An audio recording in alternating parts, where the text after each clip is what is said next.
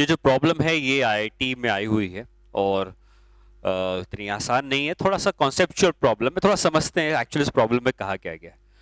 कहते हैं on A frictionless horizontal surface, मतलब ये डायग्राम जो मैंने बनाया है आप देख के लग रहा होगा वर्टिकल है, ऐसा नहीं है। ये हॉरिजॉन्टल सरफेस में ही एक्स और वाई एक्सिस है, तो सब कुछ हॉरिजॉन्टल सरफेस में है। एक एक्स एक्सिस है, वाई एक्सिस है। फ्रिक्शन कहीं पर इन्वॉल्व नहीं है, फ्रिक्शन एब्सेंट है। A small trolley A is moving along the straight line parallel to y axis. ये एक छोटी सी ट्रॉली है जो y axis के पैरेलल चल रही है और जो उसकी स्पीड है वो √3 - 1 मीटर पर सेकंड की है। तो ये ट्रॉली y एक्सिस के पैरेलल √3 - 1 मीटर पर सेकंड की स्पीड से चल रही है। ठीक है। At a particular instant, when line OA makes 45 degree with the x-axis, the ball is thrown along the surface from the origin O. एक समय ऐसा आया जब ये 45 डिग्री का एंगल 45 डिग्री का एंगल बन रहा था, उसी समय एक बॉल को ओरिजिन से फेंका गया। ठीक है। बॉल इज थ्रोन ओए makes 40 ball is throne along the surface from the origin. एक बॉल को ओरिजिन से फेंका गया अलोंग द सरफेस। किस तरफ फेंका गया ये नहीं बताया है, किसी तरफ फेंका गया। कब फेंका गया? जब ये ट्रॉली 45 डिग्री का एंगल बना रही थी। Ball is throne along the surface from the origin O. Its velocity makes an angle phi with the x-axis when it hits the trolley.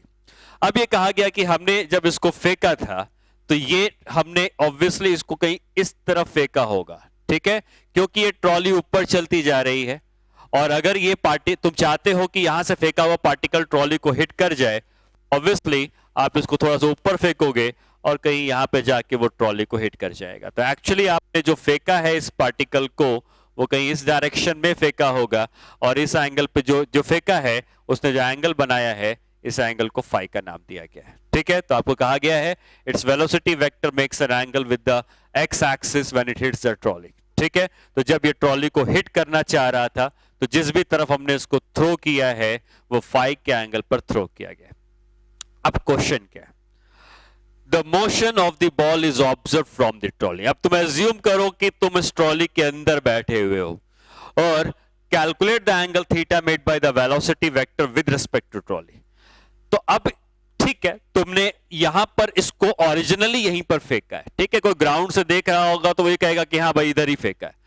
लेकिन अगर तुम ट्रॉली के अंदर बैठे हो और ट्रॉली के अंदर बैठ के पूछता है कि तुमको कौन से एंगल पर आके ये पार्टिकल टकराता हुआ दिखता है या तुमको किस डायरेक्शन पे ऐसा लगता है कि पार्टिकल को फेंका गया है, तो आप इस बात को समझिए कि अगर ये मोशन ट्रॉली वाला देखेगा तो खुद को क्या मान लेगा? रुका हुआ मान लेगा। ठीक है, ओरिजिनली पार्टिकल इधर फेंका गया लेकिन तो ग्राउंड से फेंका गया है। अगर मैं विद रिस्पेक्ट टू ग्राउंड की बात करता तो अलग बात होती, लेकिन पहला पार्ट कहता है कि ट्रॉली के हिसाब से बताओ। अब अगर ट्रॉली के हिसाब से यह बताना है कि पार्टिकल को किस तरफ फेंका जाए जिससे कि वो ट्रॉली को हिट कर जाए, तो ट्रॉली के हिसाब से अगर कैलकुलेशन करनी है तो ट्रॉली वाला खुद को क्या मान लेगा? रुका हुआ। अब ट्रॉली मोशन नहीं कर रहा है और ट्रॉली अगर मोशन नहीं कर रहा है तो उसके पास जो भी वेलोसिटी वगैरह थी वो सब इस पार्टिकल को दे देगा। अब इस पार्टिकल को अगर ट्रॉली को हिट करना है, क्योंकि ये ट्रॉली रुक गई है, क्योंकि ट्रॉली ने मोशन को देखा, ट्रॉली ने रुका हुआ माना है। क्यों ट्रॉली ने मोशन को देखा?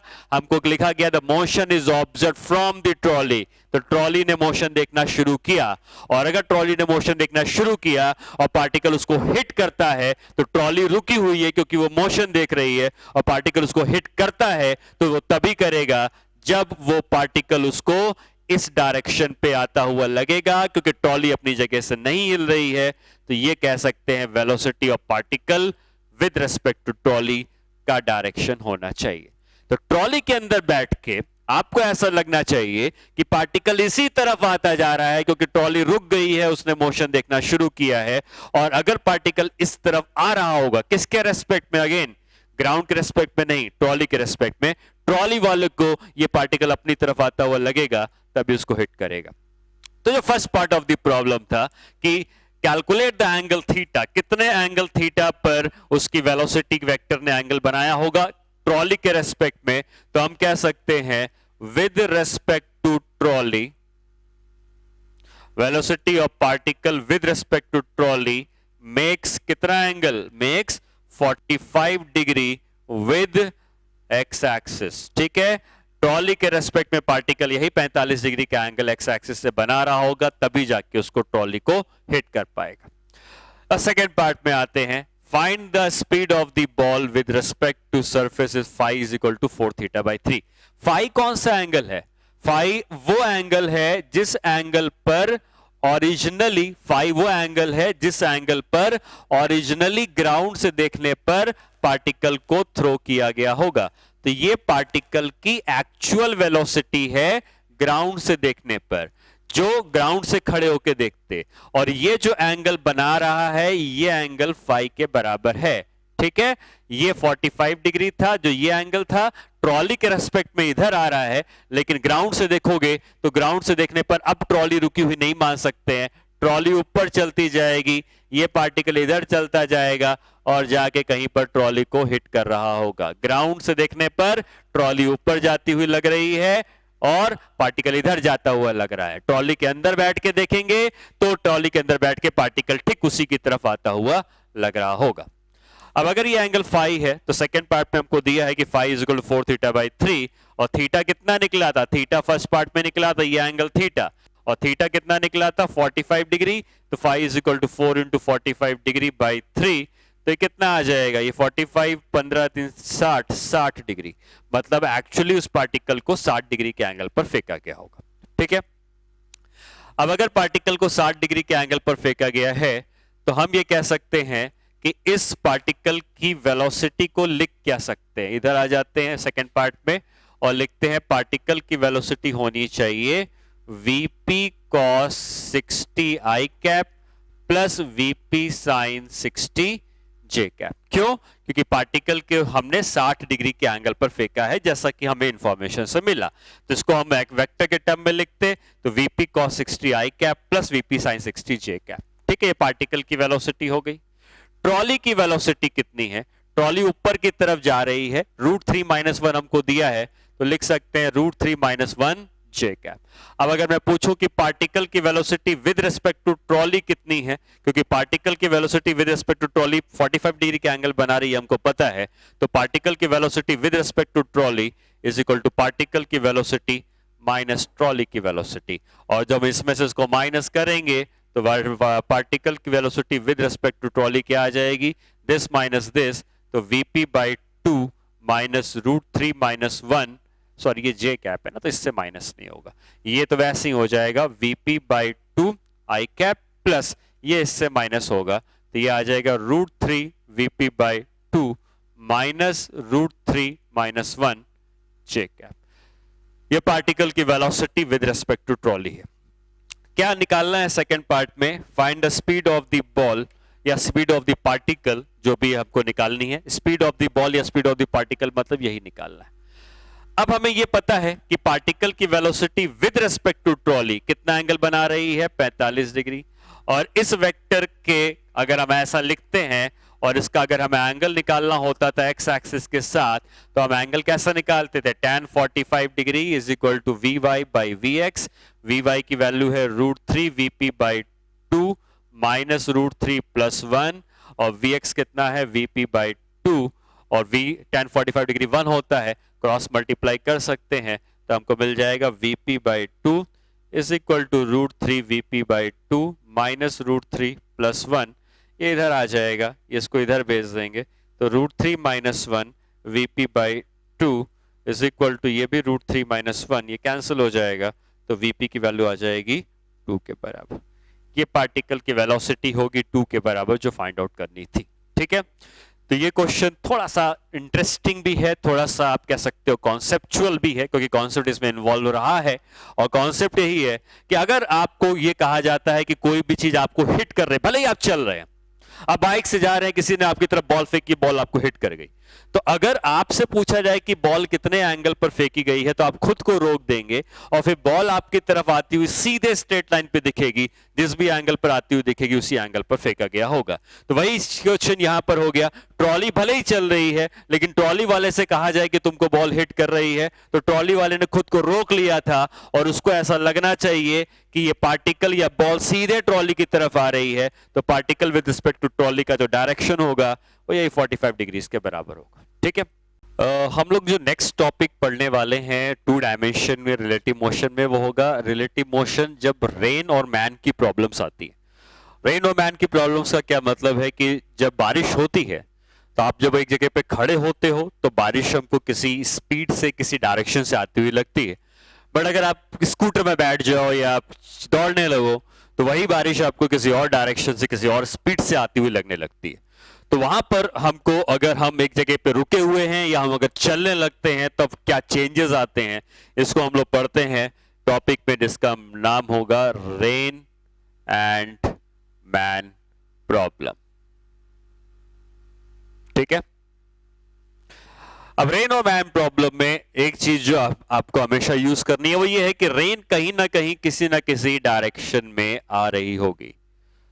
तो अगर बारिश हो रही है तो ऑब्वियसली उसका कोई ना कोई डायरेक्शन होगा जिस डायरेक्शन में बारिश आ रही होगी। और ये बारिश जो आ रही है, अगर ये ग्राउंड है तो ग्राउंड हमेशा रेस्ट में हम मानते हैं, तो ग्राउंड अगर रेस्ट में है तो ग्राउंड पे बारिश किसी ना किसी स्पीड से किसी ना किसी वेलोसिटी से गिर रही होगी।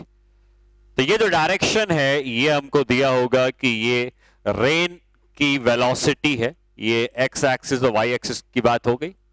ये जो है ये है वेलोसिटी ऑफ रेन। अच्छा, अगर मैं कुछ नहीं लिख रहा हूं, ठीक है, अगर मैं सिर्फ वी आर लिख रहा हूं या मैं velocity of rain with respect to ground लिख रहा हूं, एक ही बात है। जनरली अवॉइड करते हैं कि हम विद रिस्पेक्ट टू ग्राउंड लिखें या विद रिस्पेक्ट टू ओरिजिन लिखें।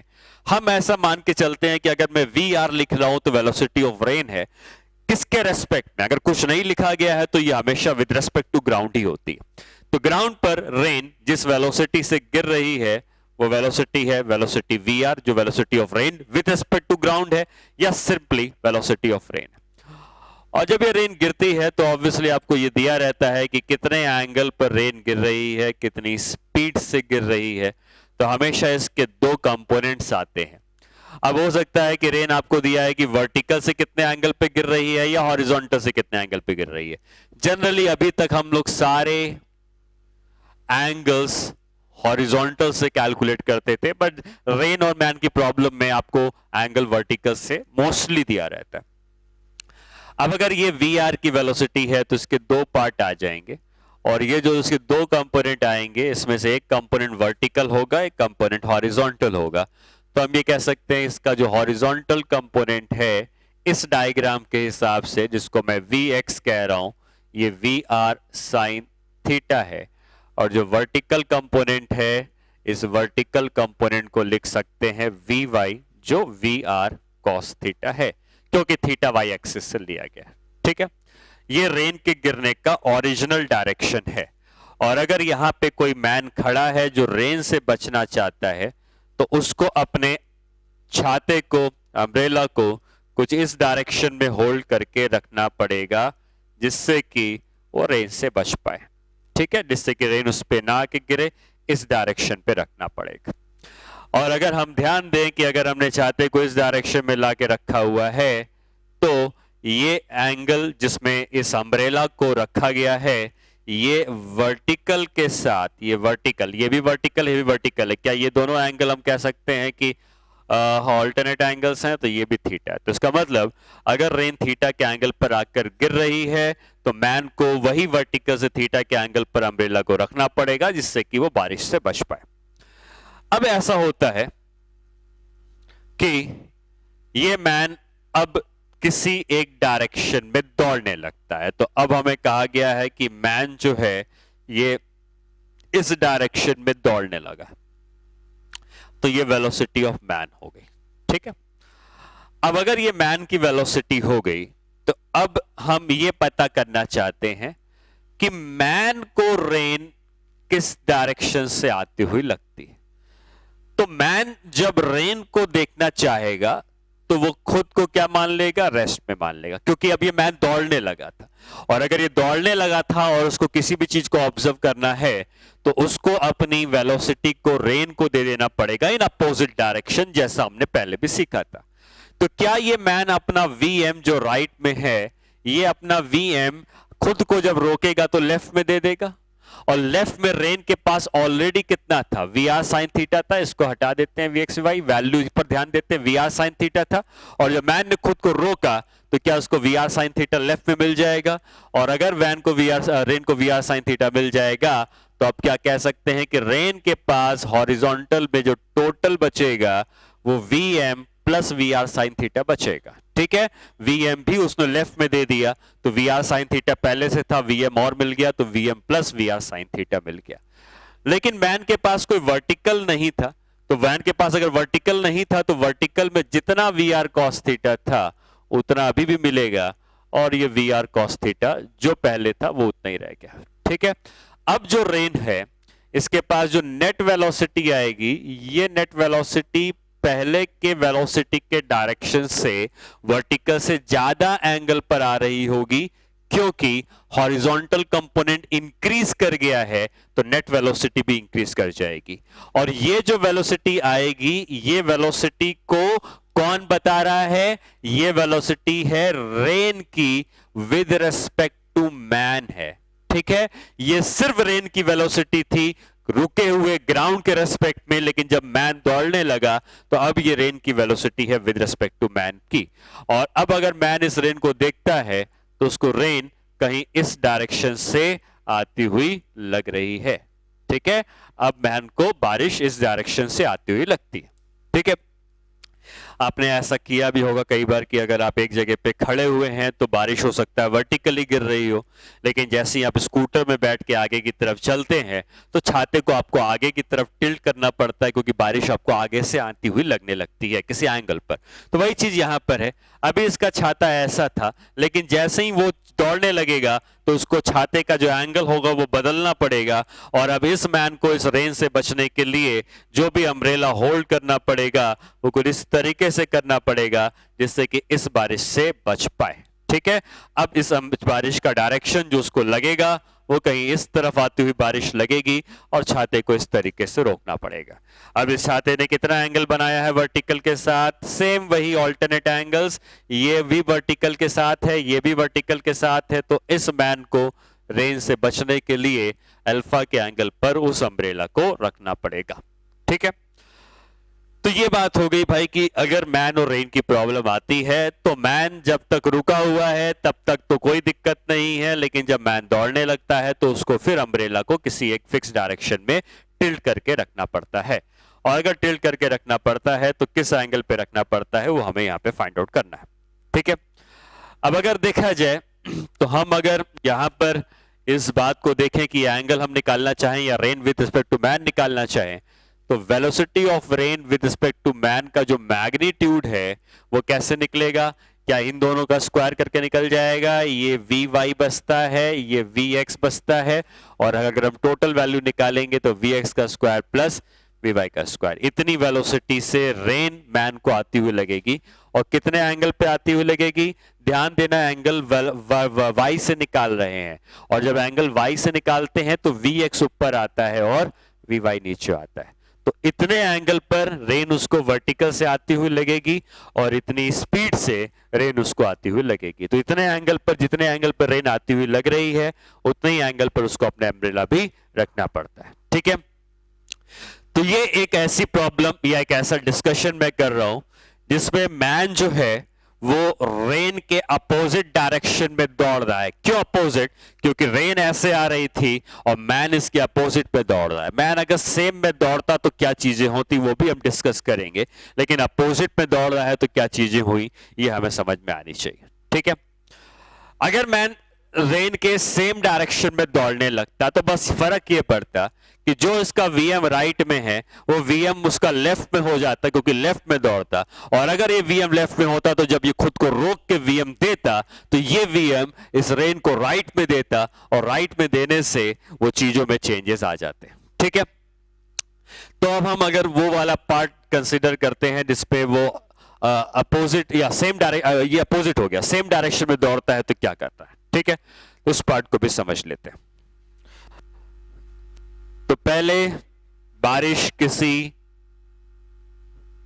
डायरेक्शन से गिर रही थी और ये जो डायरेक्शन था ये वेलोसिटी ऑफ रेन का डायरेक्शन था, और इसने वर्टिकल के संग थीटा का एंगल बनाया था। तो फिर हमने इसको दो पार्ट में ब्रेक कर लिया था और हमने कहा था कि इस तरफ इसको मिला था वी आर कॉस थीटा, ठीक है, और इसको मिला था वी आर साइन थीटा। ये रेन की वेलोसिटी ग्राउंड से देखने पर हमको मिल रही थी, ठीक है। और अगर यहां पे अगर कोई मैन खड़ा होता छाते से रोकने के लिए, तो उसको वो छाता या अम्ब्रेला कितने एंगल पे रखना होता, वही थीटा के एंगल पर वर्टिकल से रखना होता, ठीक है। फिर हमने क्या किया कि इस मैन को किसी एक डायरेक्शन में रन करवाया, और अभी हमने जो पिछले केस में रन करवाया वो रेन के किस तरफ था, रेन के अपोजिट था। लेकिन अब इस केस में ये मैन जो है ये रेन के सेम डायरेक्शन में दौड़ेगा, जिस तरफ रेन जा रही है उसी तरफ वो दौड़ने लगेगा। और अगर ये दौड़ने लगेगा तो मैन अगर उस रेन को देखना चाहेगा तो खुद को रेस्ट में मान लेगा और अपना वीएम उसको राइट में दे देगा, और अपना वीएम अगर राइट में दे देगा तो अब इसके पास क्या क्या बचे हैं, इसके पास रेन के पास वी आर कॉस थीटा है। इसको वो नहीं बदल सकता क्योंकि ये जो भी देगा वो हॉरिजॉन्टल देगा। रेन के पास हॉरिजॉन्टल कितना था, रेन के पास हॉरिजॉन्टल था वी आर साइन थीटा, और मैन ने अपना वीएम उसको किस तरफ दिया है, अगर ये मैन लेफ्ट की तरफ जा रहा है तो अपना वीएम उसने किधर दिया है, राइट की तरफ। अब देखो जहां तक बात है कि अब उसको रेन किधर से आती हुई दिखती है, वो इस बात पर डिपेंड करेगा कि वीएम और वी आर साइन थीटा में कौन बड़ा है। अगर वीएम और वी आर साइन थीटा में वीएम बड़ा है तो रेन उसको इधर आती हुई दिखेगी, इधर से गिरती हुई दिखेगी इस तरफ। अगर वीएम और वी आर साइन थीटा में ये बड़ा है तो रेन उसको किधर आती हुई दिखेगी, ये बड़ा होता तो इस तरफ आती हुई दिखती, ठीक है। और अगर ये दोनों ही बराबर हो जाते तो कैंसिल हो जाते तो रेन उसको वर्टिकली गिरती हुई दिखती। तो जब मैन रेन के सेम डायरेक्शन में दौड़ता है तो तीन कंडीशन अराइज होती हैं कि क्या रेन उसको सामने से आती हुई दिखती है, या रेन उसको वर्टिकली गिरती हुई दिखती है, या रेन उसको इस तरफ गिरती दिखती है, ठीक है। तो उसके लिए तीन डिफरेंट केसेस मैं यहां पे लिख देता हूं।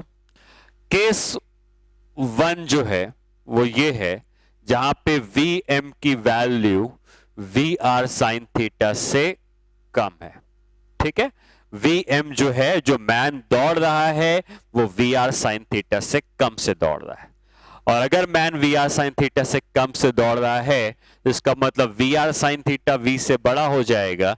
तो इन दोनों का रिजल्ट कितना आएगा, V are sine theta minus V M.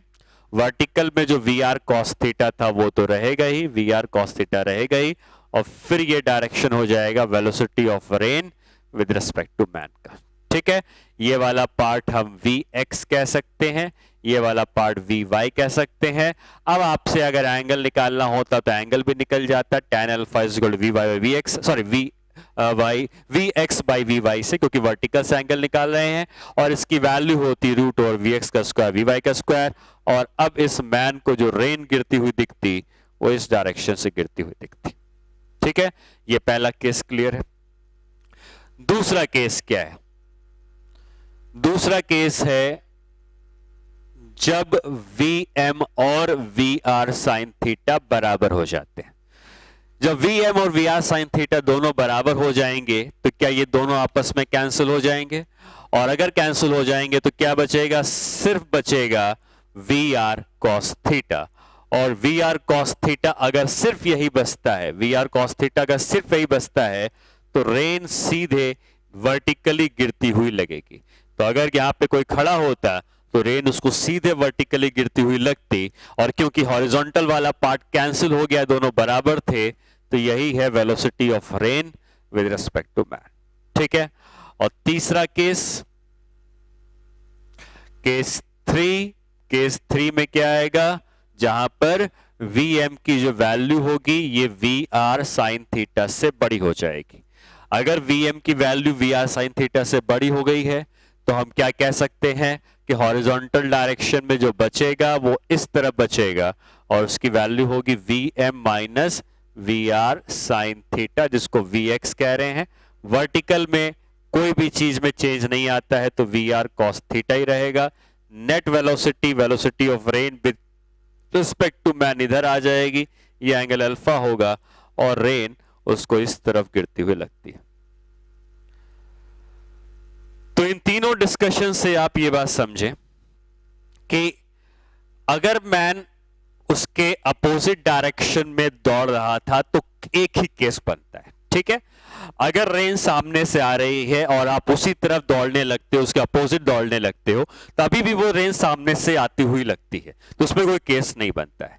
लेकिन अगर रेन सामने से गिर रही है और आप रेन के डायरेक्शन में ही दौड़ने लगोगे तो अब वहां पे तीन केस आते हैं कि आपके दौड़ने की जो स्पीड है वो स्पीड रेन का जो हॉरिजॉन्टल कंपोनेंट है, रेन का हॉरिजॉन्टल कंपोनेंट कितना है, रेन का horizontal component V are sine theta का है। तो रेन का हॉरिजॉन्टल इतना है, रेन का वर्टिकल इतना है। वर्टिकल में कभी कोई चेंज नहीं आने वाला है। मैन के दौड़ने से ये मैन अपना हॉरिजॉन्टल वाला पार्ट रेन को इधर दे देगा तो ये डायग्राम बन जाएगा, वी एम इधर, वी आर साइन थीटा इधर, वी आर कॉस थीटा इधर। अब डिपेंड करता है कि मैन जो दौड़ रहा है वो दौड़ने की speed V are sine theta से कम है, बराबर है या ज्यादा है। तो उसके लिए मैंने तीन केस बताए। अगर V are sine theta V M से बड़ा है, V are sine theta V M से बड़ा है, तो वी आर साइन थीटा और वी एम में we are sine theta minus V M बचेगा लेफ्ट की तरफ, एक्स डायरेक्शन इसको वी एक्स कह दिया, वाई की तरफ वी वाई इसको ये कह दिया।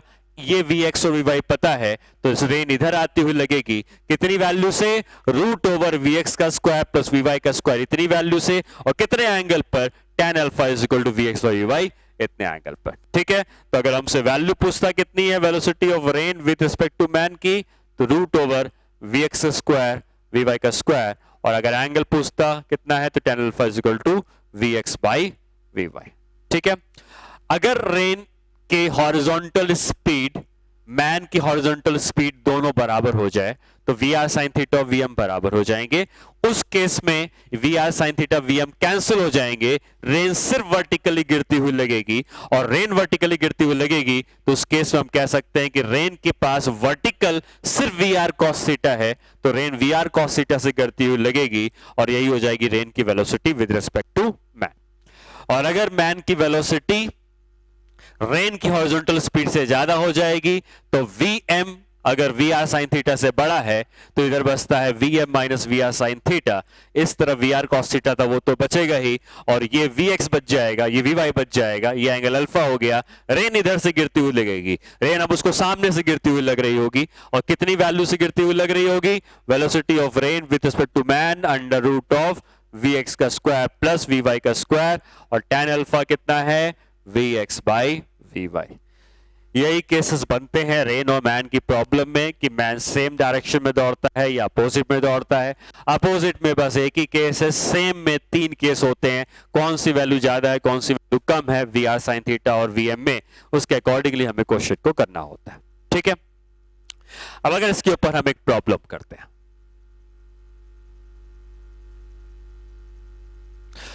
तो प्रॉब्लम ये है कि अ मैन, चलो यार, rain is falling in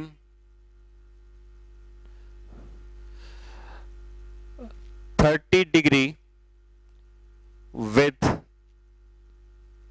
vertical with the speed of 10 kilometre per hour, ठीक है। फिर लिखा है कि man starts running opposite to rain with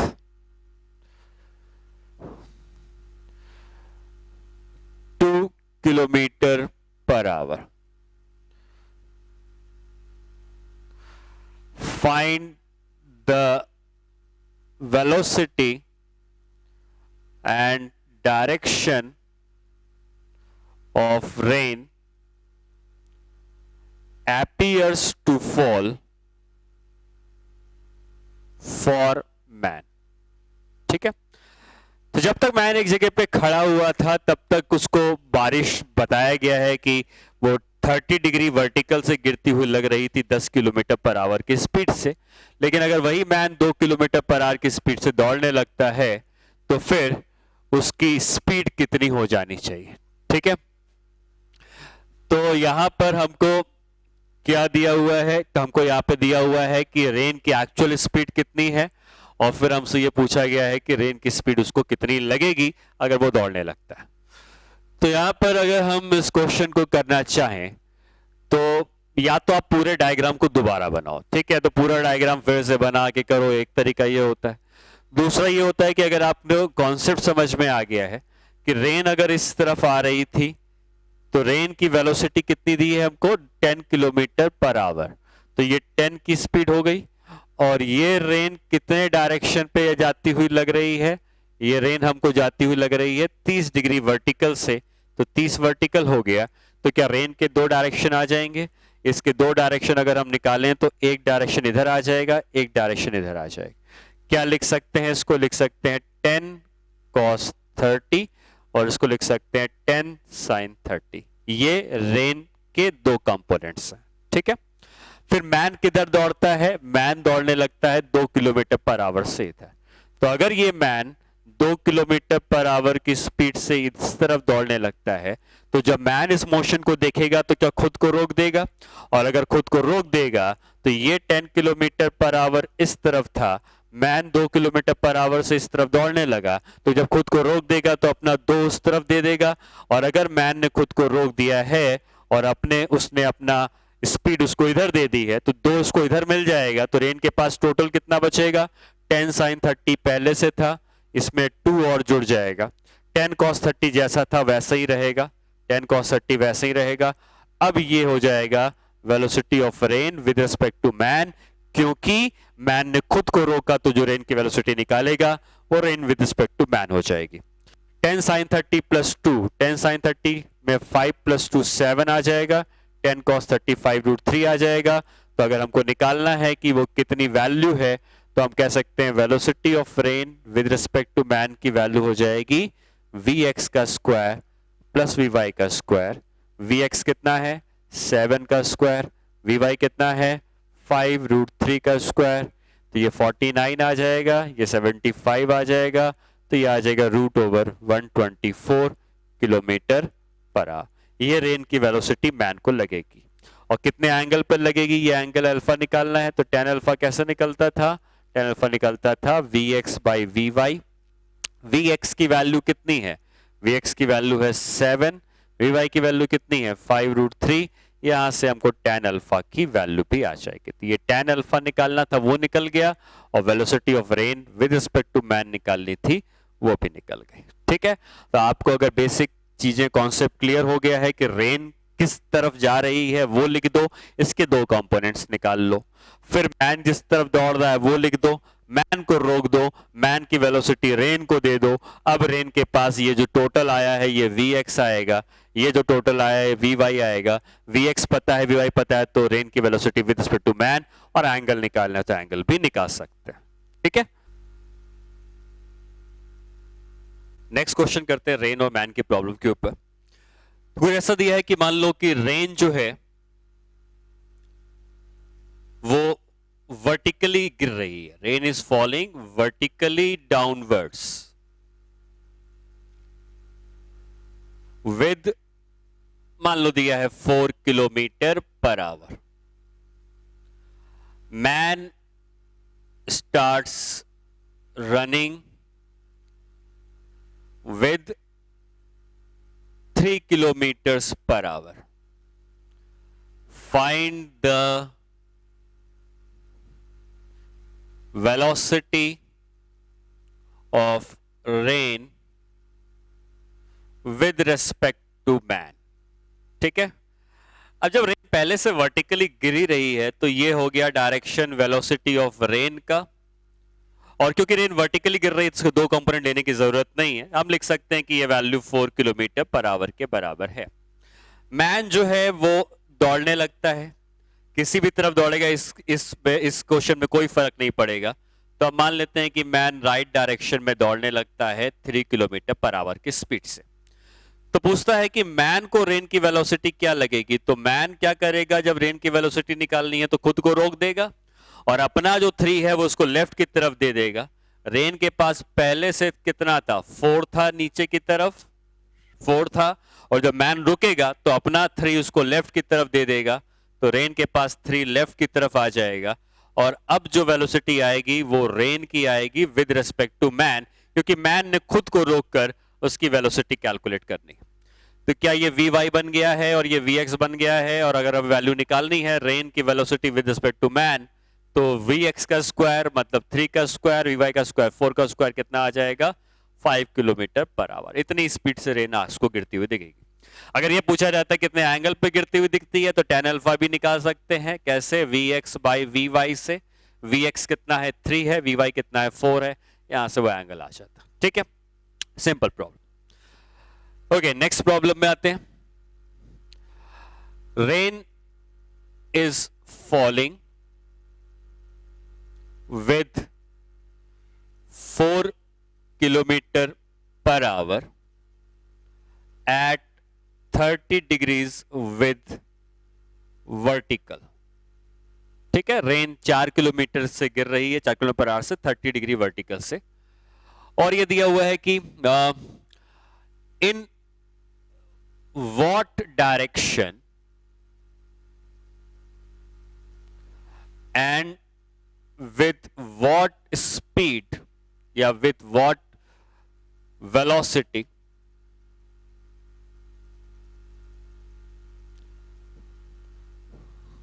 man should run so that rain appears, appear मतलब जो उसको लगेगा, rain appears to fall vertically to him. मतलब रेन उस मैन को वर्टिकली गिरते हुए लगे तो क्या करना होता है। ये मैंने आपको बताया है कि ऐसे केसेस में मैन को किस तरफ दौड़ना चाहिए, रेन के अलोंग ही दौड़ना चाहिए, जिस तरफ रेन गिर रही है उसी तरफ दौड़ना चाहिए। तो रेन अगर इस तरफ आ रही है, वेलोसिटी ऑफ रेन 4 के बराबर दी है और इसका एंगल हमको दिया है 30 डिग्री विद द वर्टिकल, तो इसके दो कंपोनेंट आ जाएंगे।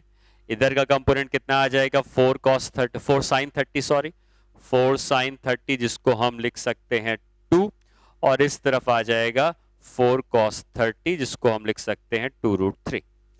अब मैन को अगर रेन वर्टिकली गिरती हुई लगती है तो आपको मैंने बताया था ऐसे केस में मैन को रेन की तरफ ही दौड़ना पड़ता है जिससे कि रेन उसको वर्टिकली गिरते हुए लगे।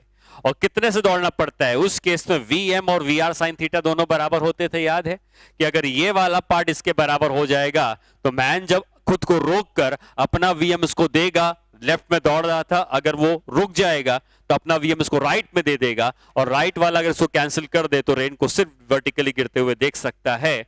और उस केस में हमने क्या रिजल्ट निकाला था, Vm की वैल्यू को Vr sin थीटा के बराबर किया था। तो Vm की वैल्यू कितनी हो जाएगी, Vr sin थीटा मतलब 4 sin 30, 4 sin 30 का मतलब Vm की वैल्यू 2 के बराबर आनी चाहिए। तो मैन अगर रेन के पैरेलल डायरेक्शन में 2 किलोमीटर पर आवर से दौड़ने लगेगा तो उस मैन को रेन वर्टिकली गिरती हुई लगने लगेगी। ठीक है, जैसा हमने सीखा है अभी तक कि जब मैन रेन के सेम डायरेक्शन में दौड़ता है तो वहां पर 3 डिफरेंट केसेस अराइज होते थे कि मैन की जो वेलोसिटी है वो रेन की जो हॉरिजॉन्टल वेलोसिटी होती थी Vr sin थीटा उससे कम है, उसके बराबर है, या उससे ज्यादा है। जब मैन की हॉरिजॉन्टल वेलोसिटी रेन के हॉरिजॉन्टल Vr sin थीटा के बराबर हो जाती थी तब मैन को रेन सीधे वर्टिकली डाउनवर्ड गिरती हुई लगती थी। लेकिन अगर मैन की वेलोसिटी Vr sin थीटा से बड़ी हो जाती थी, जो तीसरा केस मैंने बताया था, उसमें मैन को रेन अपोजिट डायरेक्शन से गिरती हुई लगने लगती।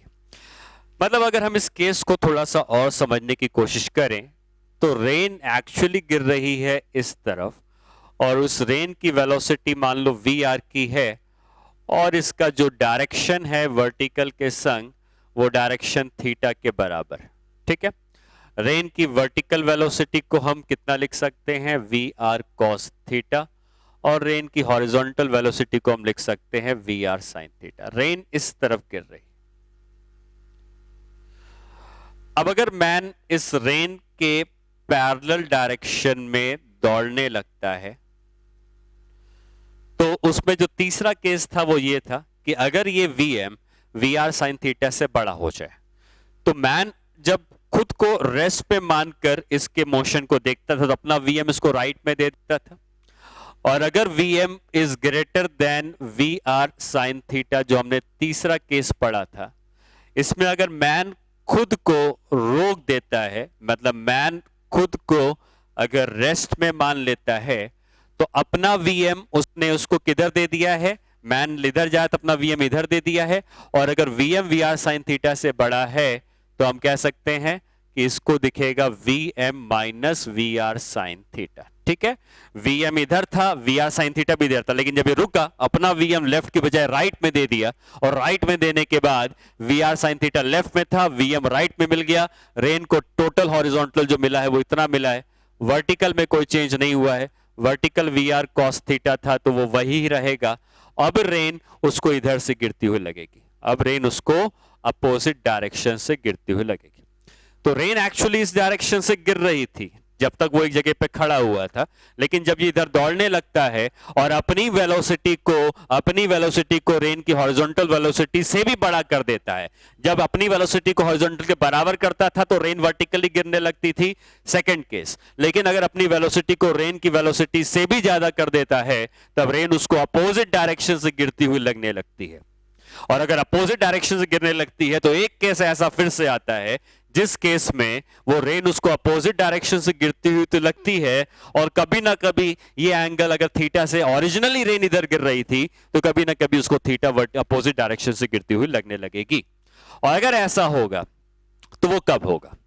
तो ऐसा तब होगा जैसे आप यहां पे कह सकते हो कि tan थीटा की वैल्यू दिस अपॉन दिस है, यहां भी तो tan थीटा की वैल्यू दिस अपॉन दिस कह सकते हैं, और अगर tan थीटा की वैल्यू दिस अपॉन दिस है तो हम क्या लिख सकते हैं, tan theta is equal to Vx by Vy, Vx कितना है, Vm minus VR sin theta, और Vy कितना है, VR cos थीटा।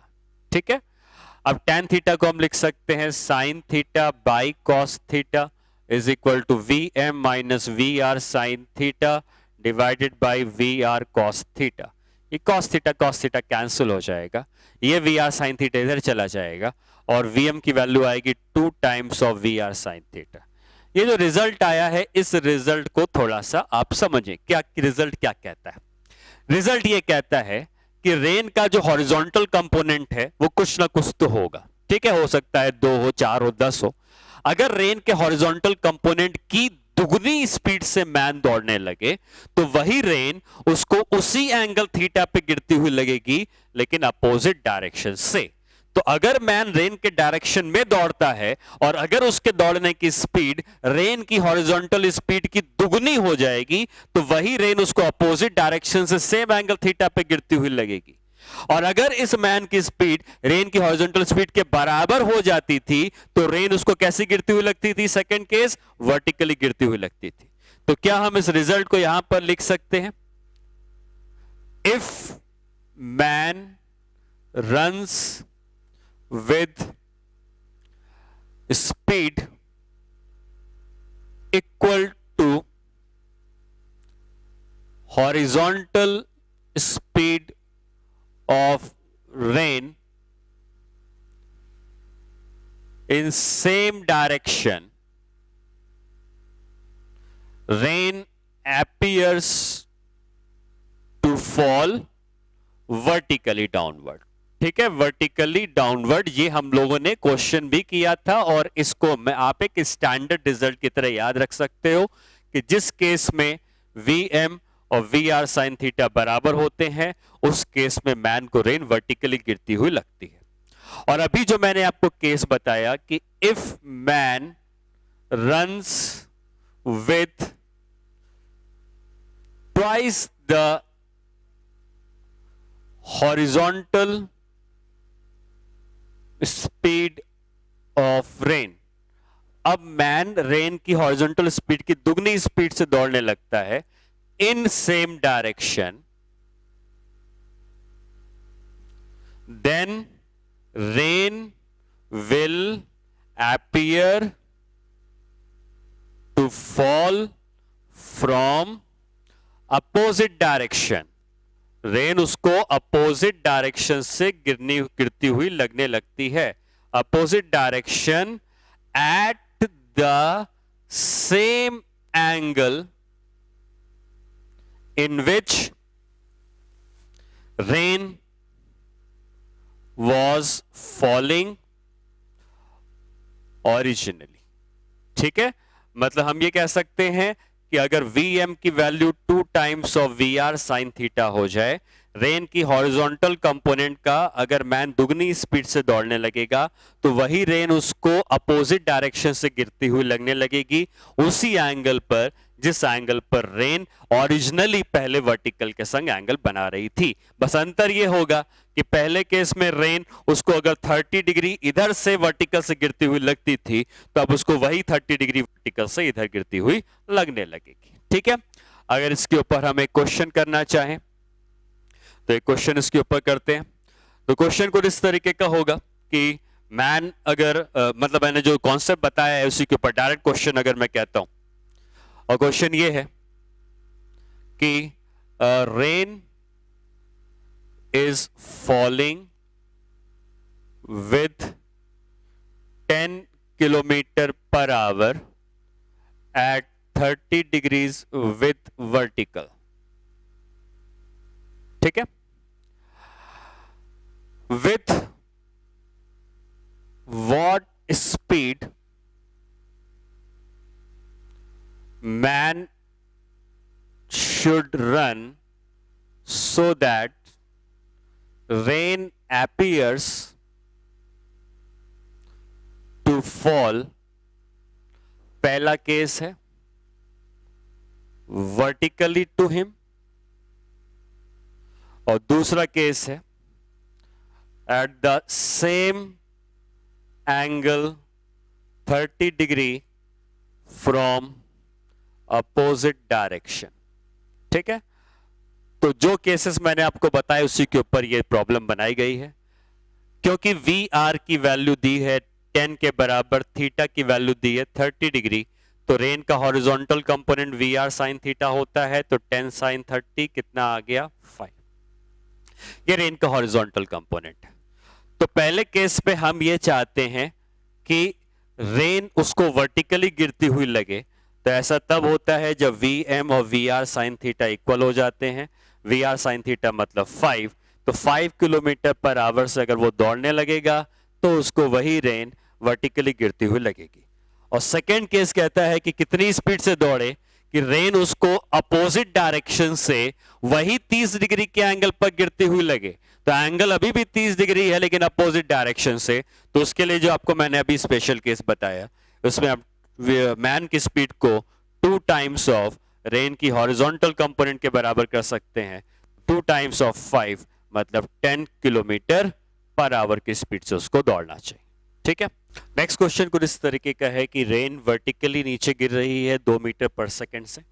एक ट्रॉली है जो 6 मीटर पर सेकंड से इधर चल रही है. उस ट्रॉली के ऊपर एक पाइप लगा है, जिस पाइप का एंगल हम वर्टिकल के संग बदल सकते हैं, कितना भी रख सकते हैं. अब क्वेश्चन यह है कि हम इस पाइप का एंगल वर्टिकल के संग कितना रखें जिससे कि पानी इस पाइप के अंदर सीधे एंटर करता जाए. मतलब अगर ऐसे रखोगे तो सरफेस से टकराएगा फिर अंदर जाएगा, सीधे अंदर घुस जाए बिना सरफेस से टकराए हुए. तो हमसे ये पूछा गया है कि find angle alpha so that rain drops directly enters the pipe without directly enters to pipe parallel to surface of pipe. ठीक है, तो रेन ड्रॉप्स को ऐसे एंटर करना है जिससे कि वो डायरेक्टली इस पाइप के अंदर एंटर हो जाए सरफेस, इस पाइप के सरफेस के पैरेलल. तो यहां पे करना वही है कि रेन हालांकि वर्टिकल गिर रही है, वो तब तक वर्टिकल है जब तक ये ट्रॉली रुकी हुई थी. अगर ट्रॉली रुकी होती तो पाइप सीधे वर्टिकल रखा होता और रेन सीधे उसकी सरफेस के पैरेलल चली जाती. लेकिन जब ट्रॉली इधर चलने लगेगी तो जब ट्रॉली को खुद को रोकना पड़ेगा मोशन को ऑब्जर्व करने के लिए, तो ट्रॉली ने जब खुद को रोका तो जो भी इस रेन के पास 2 मीटर पर सेकेंड नीचे की तरफ था, रेन के पास 2 मीटर पर सेकेंड जो नीचे की तरफ था, वो तो उसके पास अभी भी रहेगा, 2 मीटर पर सेकेंड अभी भी रहेगा। लेकिन ये 2 मीटर पर सेकेंड के अलावा जब ट्रॉली के पास 6 मीटर पर सेकेंड राइट में था, ट्रॉली ने खुद को रोका, तो क्या उसको 6 मीटर पर सेकेंड लेफ्ट की तरफ मिल जाएगा? और अगर 6 मीटर पर सेकेंड लेफ्ट की तरफ मिल जाएगा तो अब हम कह सकते हैं कि रेन की जो टोटल वेलोसिटी होगी वो इन दोनों का रिजल्ट आएगी। अब ट्रॉली पे बैठे हुए इस पाइप को ऐसा लगेगा कि रेन इस तरफ आती है और उसके पैरेलल सरफेस के निकल जाती है, ऐसा उसको लगना चाहिए। क्या ये एंगल अगर अल्फा का है हॉरिजॉन्टल से, ध्यान देना, तो ये एंगल भी अल्फा हॉरिजॉन्टल से आ जाएगा। हम लोग वर्टिकल से जब निकालते थे तो tan अल्फा को Vx/Vy करते थे, लेकिन अगर हम यहां पे tan अल्फा निकालते हैं, जिसके संग एंगल निकालते हैं वो वाला कंपोनेंट हमेशा नीचे आता है। अगर हॉरिजॉन्टल से एंगल निकालेंगे तो 6 नीचे आएगा और 2 ऊपर आएगा, तो alpha is equal to tan inverse of 1/3। इतने एंगल पर अगर ट्रॉली को भेजा जाए तो उस केस में ये रेन उसको इसी तरफ आती हुई दिखेगी, जिससे कि रेन उसके सरफेस के पैरेलल चली जाएगी। ठीक है।